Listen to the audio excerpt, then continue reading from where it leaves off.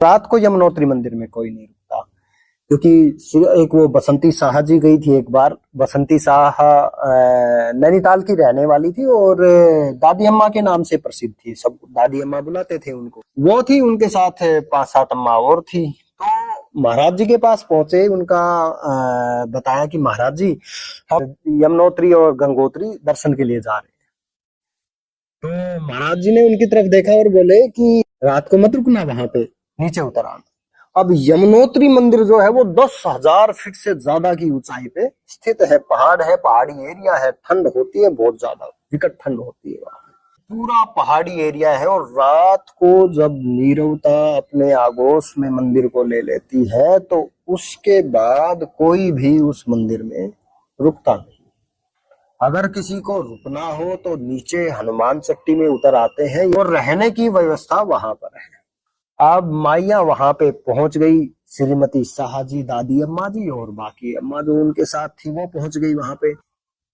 अब दादी अम्मा और ये सब जब यमुनोत्री मंदिर में पहुंचे, दर्शन किए, तो उसके बाद उनकी एक नेता माई थी, उन्होंने उन सब को समझाया कि भाई यहाँ रात में जो है ना दिव्य संगीत सुनाई देता है, नाद, घंटे, घड़ियाल और अदृश्य आरती होती है। तो वो दिव्य नाद सुनने के लोभ में सबको वहीं रुकने के लिए राजी कर लिया।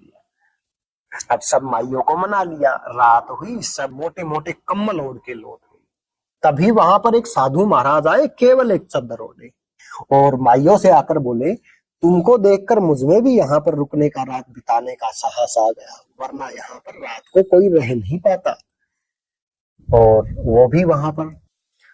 अब उनको ये नहीं पता था कि वो दिव्य नाद को सुन पाने की शक्ति हर किसी में नहीं होती, यहाँ तक कि ब्रह्मरेंद्र फट जाने से मृत्यु तक हो जाती है। यमुना जी जो है वो सूर्य पुत्री है और यमराज की बहन है, और यमराज जी ने उनको एक वरदान दिया है कि जो भी श्रद्धा से यमुना जी में स्नान करेगा वो यमलोक में नहीं जाएगा, है ना।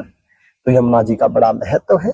तो अब यमुना जी की आरती, कहते हैं कि देवता यमुना जी की रात को आरती करते हैं, तो यमुना जी की आरती में अगर कोई विघ्न डालता है तो यमराज की बहन है, समझ सकते हैं क्या हसर होगा।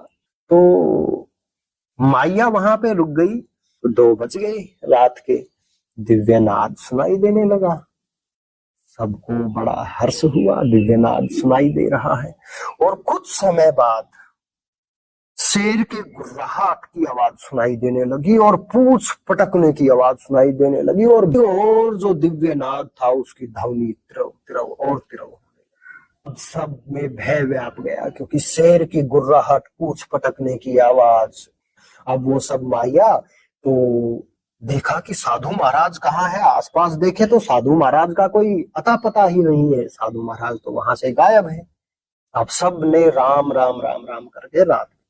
अब सुबह वहां से किसी तरीके से वापस चले, और गैरसेन नाम की जगह आती है, जब वहां से वापस आते हैं तो वहां पर एक घाटी है मोड़ के ऊपर। उस घाटी पर उनकी बस एक दूसरी बस से रफ्तार में ऐसी टकराई कि तेल की टंकी फट गई, और शुक्र ये था कि आग नहीं लग पाई। और टंकी फटने के बाद उस मोड़ पर टकरा के गहरी खाई के ऊपर मुश्किल से पता नहीं कैसे रुक पाई। बहुत से लोगों को चोटें आई, लेकिन कोई भी बड़ी क्षति पहुंचने से बच गया। अब वो किसी तरीके से, बस तो खराब हो गई, अब वो किसी तरीके से कैची आश्रम पहुंचे, और जैसे ही कैची आश्रम पहुंचे माई ने महाराज जी को प्रणाम किया। पहला जो आशीर्वाद मिला वो था गालियों की बौछार। मैंने कहा था रात को वहां मत रुकना, तू क्यों रुके वहां पर, और ये कि अगर मैं बस के आगे उसे रोकने के लिए खड़ा नहीं हो जाता, तुम में से आज कोई भी जीवित नहीं होता। माइयों को समझ में आया कि रात को जब हम कम्बल ओढ़कर लेट रही थी, तब उस समय वो साधु महाराज जो आए थे वो बाबा ही थे, तो साधु अवज्ञा। महाराज ने सामान्य से ये बात कही थी कि तुम उस मंदिर में रात को मत रुकना, लेकिन नाद के लोभ में वो रुक गई, और साधु अवज्ञा हो गई ना ये। और लेकिन भक्तों पर उनका प्रेम रहता है, साधु अवज्ञा के घातक परिणाम होते हैं। महाराज ने दंड तो दिया, लेकिन दंड भी कितना सा, इतना सा। इसीलिए कहते हैं दंडोपि कोमलस्य, मतलब दंड देते हुए भी वो बहुत कोमल रहते थे।